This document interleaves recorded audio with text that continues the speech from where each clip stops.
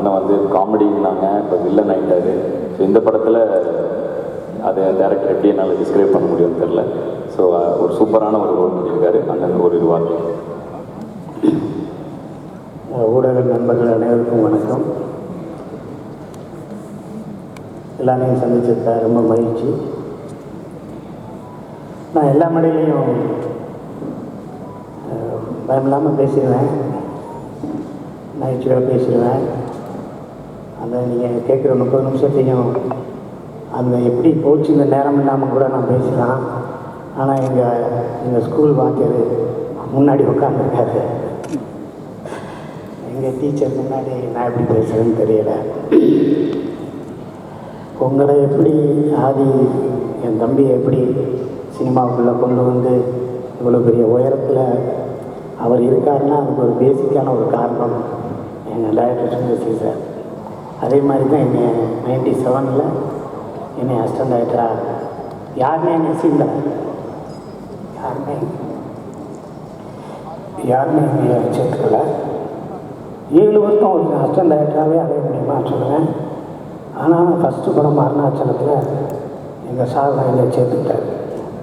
அதுக்கப்புறம் அவர் என்றைக்குமே என்னை விட்டு போன்னு சொல்ல, போய் படம் பண்ணுறான்னு சொல்லுவார். ஆனால் அடுத்த படத்துல எல்லாம் நீ வேண்டாம் அப்படிலாம் சொல்லவே இல்லை. நான் தான் அவர்கிட்ட சொல்லாமல் ஓடி போயிட்டேன். இந்த படத்தில் பற்றி பேசணும்னா ஃபஸ்ட்டு ஒரு நாள் நான் ஆதி தம்பி எப்போ பார்த்தேன்னா எங்கள் டைரக்டரோட பார்க் ஹோட்டலில் எல்லோரும் உட்காந்து சாப்பிட்டுட்டு இருந்தோம். இப்போ கொஞ்சம் லேட் ஆகிடுச்சு, 1 மணி ஆகிடுச்சு. என்கிட்ட கார் இல்லை.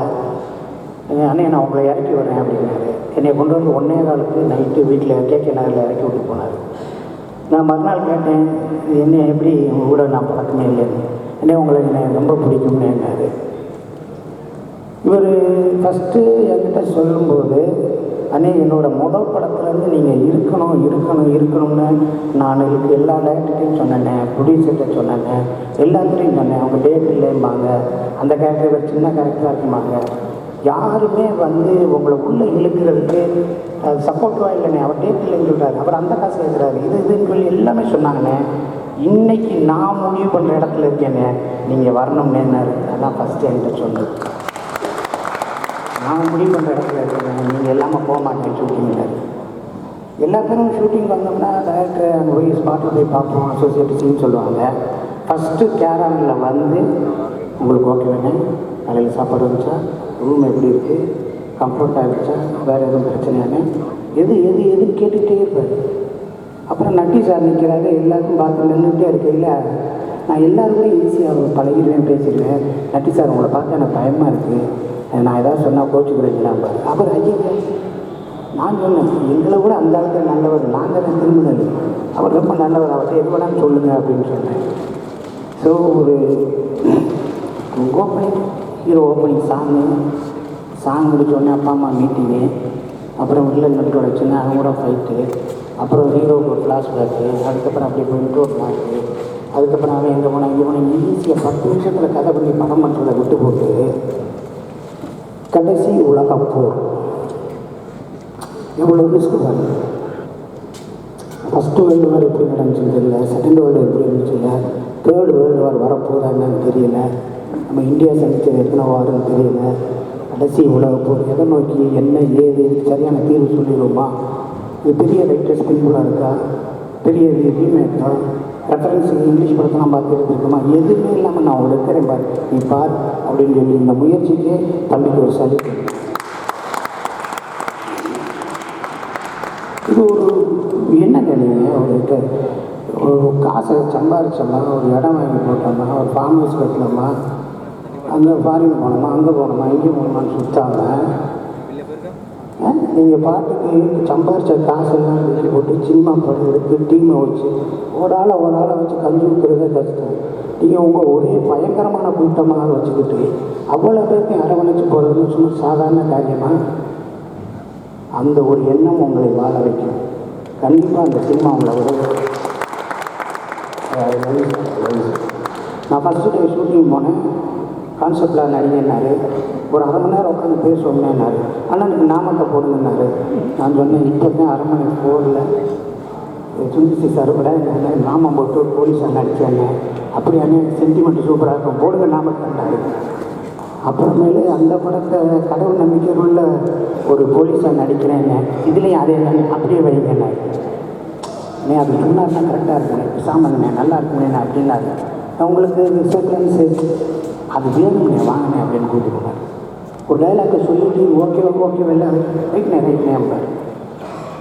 படம் நடந்துக்கிட்டு இருங்க உடுமலைப்பேட்டையில்.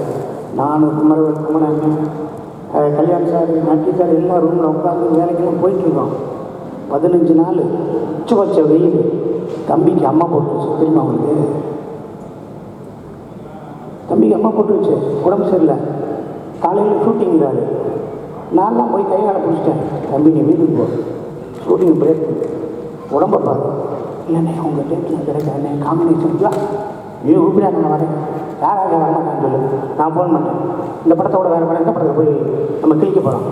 நான் சொல்கிறேன் தம்பி உடம்பு பாரு, நீ இருந்தால் தானே எல்லாமே நடக்கும், நீ தானே கேப்டனு. சரிங்கன்னு அதுக்கப்புறம் மறுநாள் சரி கிளம்பி போகலாம்னு ஊர்லேருந்து வந்தார். அதுக்கப்புறம் டைரக்டர் நான் பார்க்கும்போது டைரக்டருக்கு நான் தான் சொன்னேன் தம்பிக்கு உடம்பு சரியில்லை சார். என்னடா அது சொல்லவே இல்லையா அப்படின்னு சொன்னார். ஸோ இவ்வளவு அர்ப்பணிப்பு இருக்கிற ஒரு ஆள் கண்டிப்பாக சினிமாவில் இருக்க நம்ம அவரை கைவிடக்கூடாது. அவருக்கு மேக்ஸிமம் நம்ம என்னென்ன ஒத்துழைப்பு பண்ணணுமோ அந்த தம்பிக்கு பண்ணால் தான் அந்த தம்பி மற்றவங்களுக்கு பண்ண முடியும். இந்த தம்பி உங்களுடைய ஃபோட்டு, உங்களோட திறமை எல்லாமே இந்த படத்தில் போட்டுருக்கீங்க.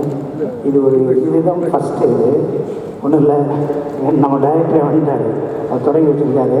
அதுக்கப்புறம் வருஷத்துக்கு 2 படம் பண்ணுங்கள், நல்ல படமாக பண்ணுங்கள், நிறையா செலக்டிவாக பண்ணுங்கள், உங்களை நேசிக்க நிறையா பேர் இருக்கும். ஓகே, கடைசி உலகப்போர் வெற்றி நோக்கி இருக்கும். எல்லாரும் சப்போர்ட் பண்ணுங்கள். கூட நண்பர்கள் அனைவரும் ஒரு இளையவருக்கு செய்கிற சப்போர்ட்டு தான் நம்ம சினிமாவுக்கு, தமிழ் சினிமாவுக்கு செய்யக்கூடிய மிகப்பெரிய சப்போர்ட்.